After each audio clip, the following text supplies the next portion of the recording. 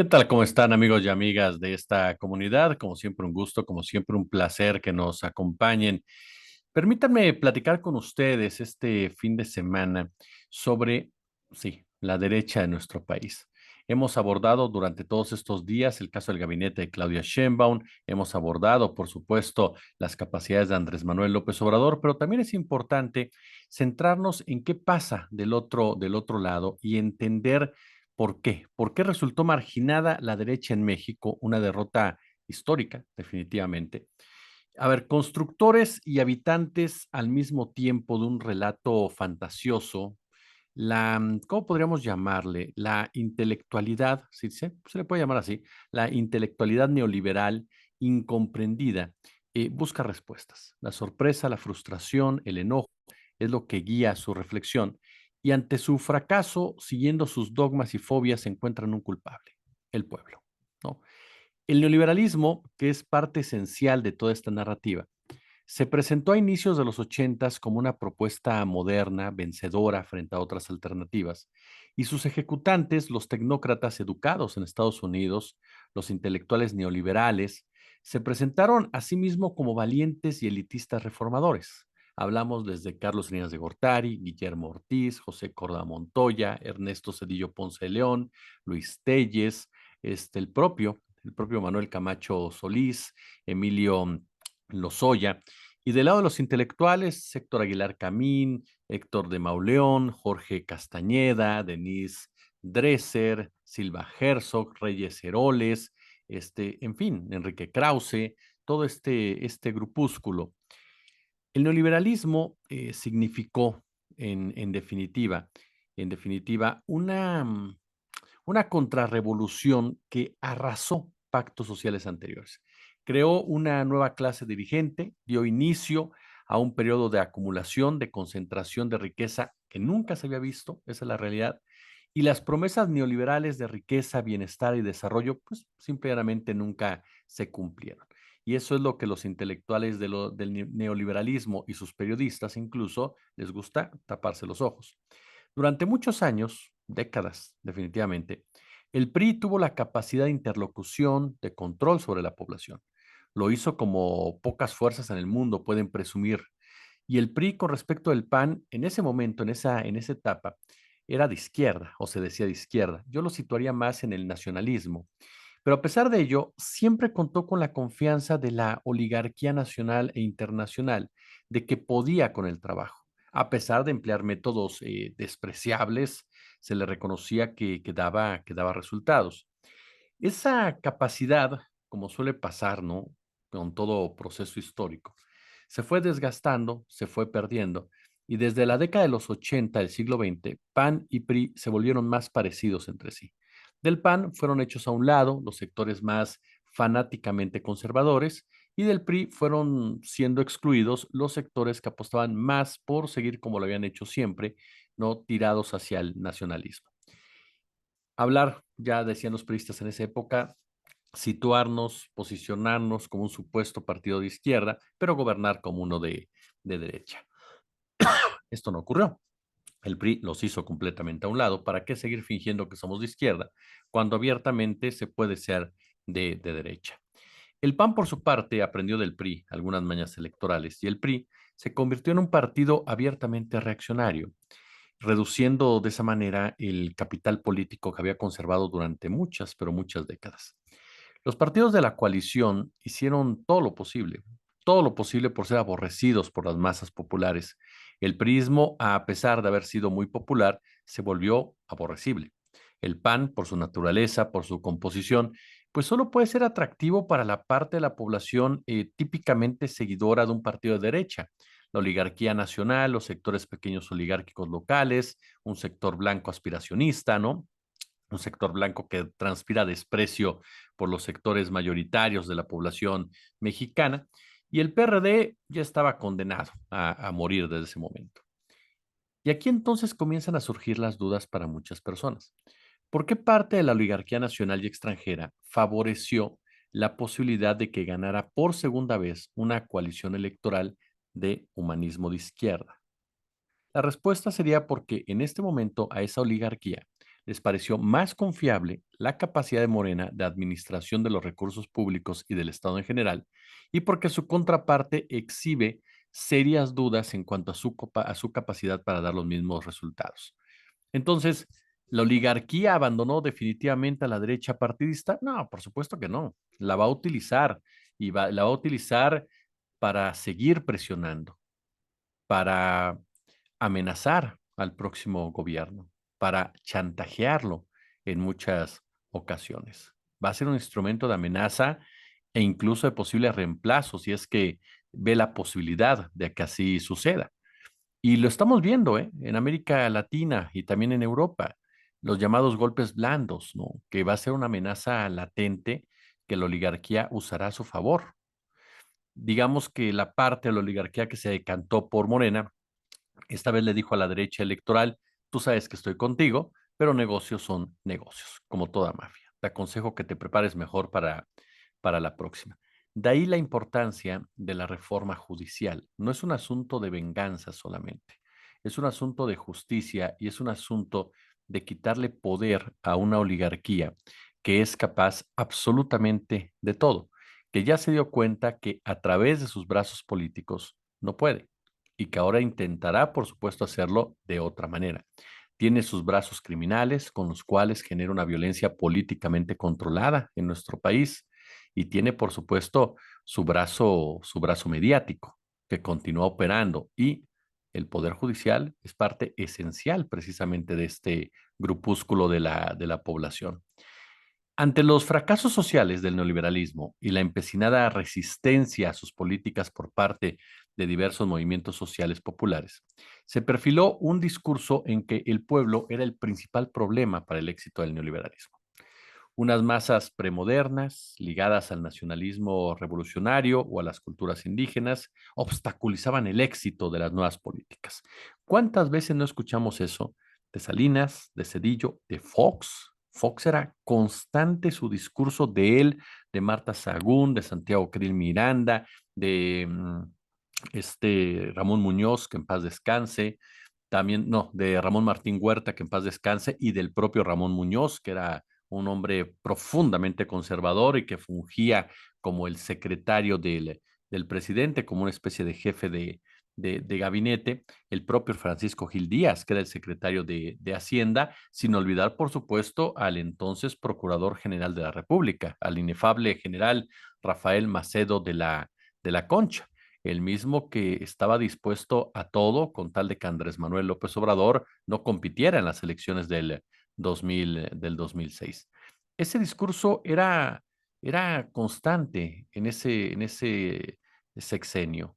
La culpa es de los resentidos, la culpa es de los enemigos del desarrollo, la culpa es de los envidiosos, la culpa es de esos indios ignorantes, la culpa es de esos mexicanos de tercera que no se dan cuenta que estamos listos para brincar al primer mundo, pero su mala vibra nos lo impide, su pobreza. ¿Por qué quieren ser pobres? ¿Por qué son pobres? ¿Quién les mandan a ser pobres? Ya olvídense de querer salir en la pobreza, ajustense a lo que nosotros les pedimos para que estén tranquilos. Y funcionó durante un tiempo. Los pobres y rebeldes dentro de este pensamiento eran necios, eran extraviados, ¿no? Aferrados a un pasado pulverizado. ¿Por qué defiendes tu territorio? ¿No te das cuenta que si permites la instalación de esta mina vas a tener un trabajo esclavizante, paupérrimo, precarizado, esclavizante, pero tendrás trabajo, ¿no? ¿Por qué te opones a que talen tus bosques? ¿No te das cuenta que te pueden contratar como cargador de esa madera? ¿Por qué te enojas que contaminen tu río? ¿No te das cuenta que el señor Germán Larrea está generando muchísima riqueza para su familia y de ahí te vas a salpicar algo? ¿Por qué te enojas? ¿Por qué te resistes a vender los recursos naturales? ¿Por qué te resistes a el desarrollo y la modernidad que nosotros te ofrecemos y que ven la televisión? Escucha a los opinadores, a los analistas, cómo México avanza a pesar de tu resentimiento. Ellos, los pobres, las masas, hacían que la productividad y la competitividad fueran mediocres, decían los empresarios tipo Ricardo Salinas Pliego. hacían que no se instalara una cultura política liberal y provocaban que la democracia no se consolidara, hasta que llegó Denis Dresser, claro. De ahí que se buscara, ¿no?, transformar al pueblo. ¿Cómo? Modernizarlo, enseñarle nuevas competencias, alejarlo de sus mitos, Lázaro Cárdenas, por favor, y transformarlo en algo acorde con los nuevos tiempos. Esta visión reforzaba los rasgos clasistas y racistas, por supuesto, de un modelo que acrecentaba la desigualdad, un modelo que hasta el día de hoy sigue operando. Ante la derrota del 2 de junio, los neoliberales y sus intelectuales se muestran incrédulos, se muestran frustrados y desde una posición elitista e incapaces de mirarse al espejo, señalan prepotentemente otra vez al pueblo. Lo culpan de no elegir bien porque no eligieron su proyecto, de no atender sus llamados, de no hacerle caso a sus profundas reflexiones. Se sienten superiores y con derecho a mandar. Se olvidan que el pueblo tiene su propia historia, su experiencia histórica, que es la que forja su conciencia. Por eso es que escuchamos a un Alarraqui, Carlos Alarraqui, totalmente delirante, totalmente fuera de control, tachándonos de pendejos a los que votamos por Morena. Por eso es que escuchamos, ¿no?, a un Pedro Ferriz totalmente decepcionado de ese pueblo que no entendió que lo llevamos al país a la dictadura. Por eso es que le hemos propinado tanto dolor a la prócer Denise Dresser. Imagínese cuánto dolor no puede tener esa mujer si nos liberó de las cadenas y nos los volvimos a poner. Qué malagradecidos somos. De verdad que sí somos malagradecidos. Y ni hablar de Eugenio Derbez, ¿no? Hombre, Derbez está preocupadísimo porque, pues, ¿cómo hicimos eso? ¿Cómo nos atrevimos a hacer eso? En los últimos días hemos estado muy pendientes y lo seguiremos estando porque es parte de lo que se trata. Andrés Manuel López Obrador gana la batalla cultural en este sexenio, gracias a su estilo, gracias a su personalidad, gracias a su genio político, gracias a su genio comunicativo, gracias a las mañaneras, gracias a su contacto con el pueblo, gracias a que la sociedad lo sentía parte de y que sentía que la representaba como tal. Por eso es importante seguir con las contranarrativas de esos grupos corifeos. Por eso es importante seguir evidenciándolos. Por eso es importante seguir contrarrestando lo que están diciendo, porque no se van a quedar quietos. Es cierto que son irrelevantes y como ustedes bien lo señalan, ¿quién los oye? Hay un sector todavía que los oye. Hay un sector que está sumamente enojado por eso. Hay un sector que representa como nadie, se los digo abiertamente, como nadie, ese tipo de frustraciones, ¿no? Y la realidad es que el legado de los opositores es haber creado ciudadanos llenos de odio, de rabia hacia el pueblo de México. El maestro Carabioto lo señala de manera excelsa. Están llenos de amargura y ocupan los medios de comunicación, las redes sociales, las mesas familiares, y dada su incapacidad de entender que su odio fue inducido y condicionado por algunos, claro, como Carlos Loret, como Alarraqui, como Pedro Ferriz, como Denis Dresser, como Broso, como Ricardo Alemán, como Francisco Martín Moreno, como Ciro Gómez Leiva, como López Dóriga, como Leo Zuckerman, ¿no? No se dan cuenta que hay quienes tienen una agenda particularmente regresiva y llena de resentimiento, y no solamente por una cuestión de la derrota, sino como de una forma de regresar al poder. El mejor ejemplo, sin duda alguna, es lo que pasa en Atypical TV, ¿no?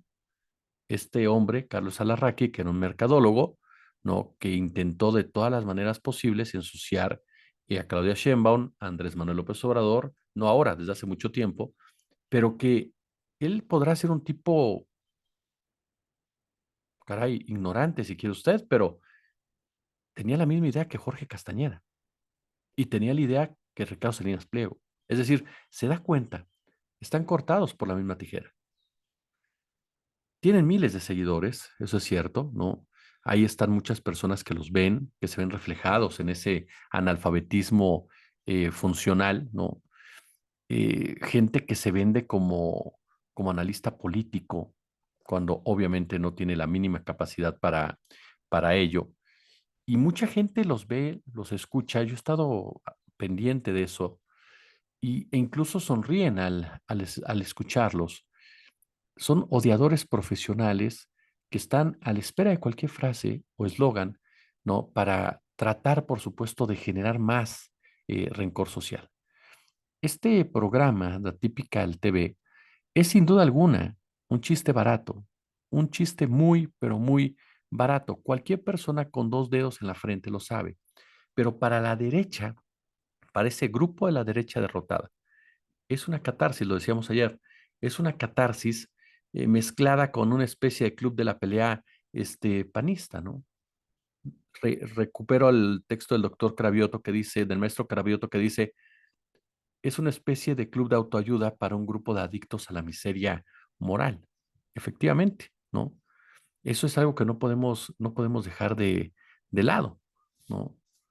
Y tendremos que estar pendientes, no particularmente de ellos, pero sí de los demás que están ahí polulando como tal, ¿no? ¿Por qué?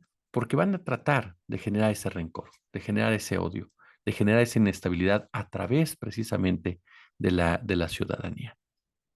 Gente como Lourdes Mendoza, Laura Zapata, Francisco Martín Moreno, Emilio Loaiza y Casa, Beatriz Pajés, Javier Lozano, son personas verdaderamente miserables. Son personas sin ética, que deberían de generar mucha repulsión, no por un aspecto físico, ni mucho menos, sino por lo que generan y lo que buscan generar en los demás. ¿No le parece? Y frente a esta contundente derrota que han logrado, reafirman su ideario, su proyecto antipopular, la causa misma de su fracaso. Pero olvidan, y con esto concluyo, una lógica básica, así una lógica básica. Si desprecias al pueblo, el pueblo, el pueblo te desprecia. Porque voy a terminar con una frase que le gusta a muchos de ustedes y que la señaló en su momento el presidente López Obrador en una mañanera. Tonto es quien piensa que el pueblo es tonto. ¿No les parece? Pulgar arriba. Si les gustó, compártanlo, por supuesto. Échenos ahí su crítica, échenos también, por supuesto, sus señalamientos. Le reitero, dele me gusta, nos ayuda muchísimo a crecer. Por supuesto, compártanlo, le reitero. Y si hay chance, si hay posibilidad, échenos super chat, échenos super gracias. Únanse al canal, por favor. O ya lo saben también, suscríbanse. Suscríbanse, es muy importante seguir creciendo. Ya vamos a llegar, si no mal recuerdo, estamos en 163,000 suscriptores. Vamos a terminar este mes. Quiero agradecerles mucho porque este mes ha sido el mejor del canal. Llevamos más de 6 millones de visualizaciones mensuales. Esto es muy importante para nosotros, para ustedes, por supuesto. Ustedes lo han logrado. Y hombre, los esperamos entonces al ratito con esta batería de contenido, pero les invito a dar la notificación de YouTube, a dar la notificación de canal y le reitero, a suscribirse. Si no puede echar el chat de super gracias, no importa. Lo que nos importa es que comparta, que le dé like, ¿no? Que lo comente, porque eso nos ayuda también, por supuesto, a crecer. Al ratito los esperamos, ya lo sabe, viene una entrevista a las 4 de la tarde con Leticia Calderón, ¿no? Sobre este proyecto migratorio de Joe Biden, cómo se estructura en el tema de Estados Unidos, en la elección de Estados Unidos, para nuestros amigos que viven a Estados Unidos y que nos ven desde aquella nación. Un abrazo a todos. También a las 5 de la tarde, ya lo sabe, revelaciones con Manuel Hernández Borboya. Qué temazo de Manuel, el lawfare utilizado en contra de Claudia Sheinbaum, haciendo el paralelismo con Brasil. No se lo pierda. 18:30, la gente de narrativas, Ricardo Valderas, Federico Bonazo, se va a meter a un tema como es el de la izquierda. ¿Es o no es de izquierda la 4T? A las 8:30 estará la maestra, la abogada Vanessa Romero con nosotros, por supuesto, desmontando todas las mentiras que se ha dicho en torno a la reforma judicial. Así que, por supuesto, los esperamos aquí en su canal. Por lo pronto, como siempre, un gusto, como siempre, un verdadero placer. Y en dado caso que no suceda otra cosa que nos lleve a hacer un comentario más, nos vemos el próximo lunes. Bueno, mañana nos vemos con varias entrevistas, ¿no? Pero los comentarios el lunes. Gracias. Como siempre, un gusto. Como siempre, un pero verdadero placer.